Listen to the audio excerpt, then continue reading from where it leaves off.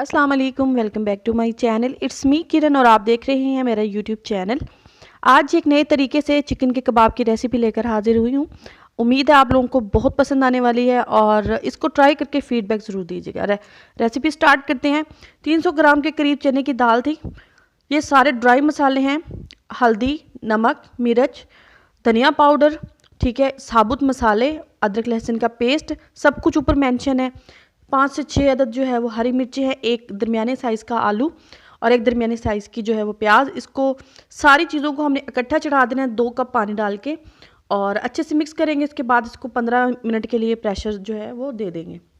आधा किलो जो है इसके अंदर चिकन था। अब ये सारा जो चिकन का मसाला है इसको ड्राई कर लेंगे, पानी जितना भी एक्सेस है, और अच्छे से चम्मच चलाते हुए सारे मसाले को पीस लेंगे। बहुत ज़्यादा बारीक भी नहीं करना।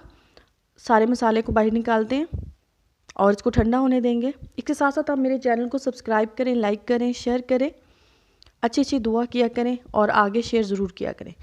जितने भी बोन्स वगैरह हैं, इसके अलावा जो खड़े मसाले हैं उनको बाहर निकाल लेंगे और इसको बहुत अच्छे तरीके से जो है वो नीट करेंगे ताकि जो दाल है वो और ये सारा कुछ आपस में मिक्स हो जाए। और मिक्सी में भी आप ये कर सकते हैं। पुदीना और धनिया के पत्ते हैं, ये आप अपने टेस्ट के अकॉर्डिंग डाल सकते हैं। बहुत अच्छे से मिक्स करेंगे, हाथों को ग्रीस करेंगे और उसके बाद पैटीज़ को जो है वो शेप देंगे। बहुत मज़ेदार बनते हैं। और ये जो एक रमज़ान स्पेशल की जो ट्रांसमिशन चल रही है,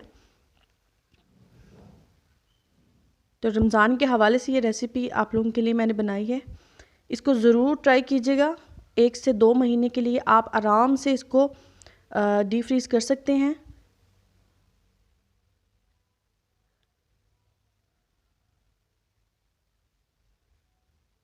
बहुत मज़ेदार बनते हैं। यकीनन आप लोगों को ये रेसिपी ज़रूर पसंद आएगी। और इसके अलावा अच्छी अच्छी दुआ किया करें, अच्छे अच्छे कमेंट्स किया करें, रेसिपी को ट्राई ज़रूर किया करें, बड़ी मेहनत से बनती है।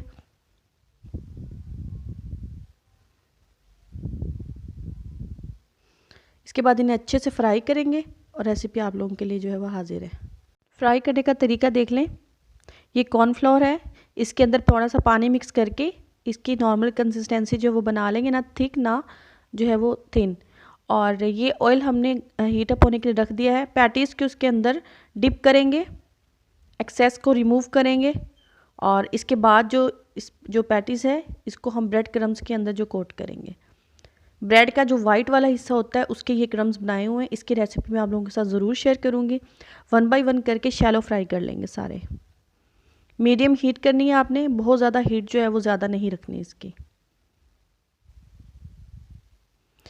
बहुत ज़्यादा क्रंची बनते हैं, अंदर से सॉफ्ट होते हैं, बाहर से फुल क्रंची होते हैं और एक अच्छी और एक टेस्टफुल रेसिपी है। इसको आप लोगों ने ज़रूर ट्राई करना है और एक नए तरीके की रेसिपी है क्योंकि इसके अंदर हमने पोटैटोज़ को भी शामिल किया जिसकी वजह से इसके अंदर सॉफ्टनेस आएगी। अच्छी अच्छी दुआओं में याद रखिएगा।